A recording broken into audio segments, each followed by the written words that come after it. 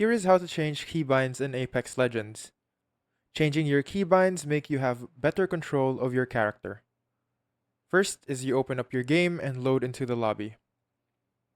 Once you're in the lobby, open the game menu and click on Settings. After clicking on Settings, you go to your mouse and keyboard and scroll down a little bit. And here you can see your keybinds. Click on any action you want to change and then press a new key.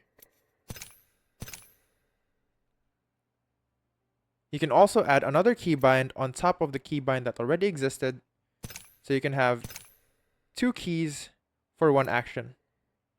Custom keybinds can make gameplay smoother, like binding crouch or slide to an easier key, or moving abilities closer to your fingers for faster reactions.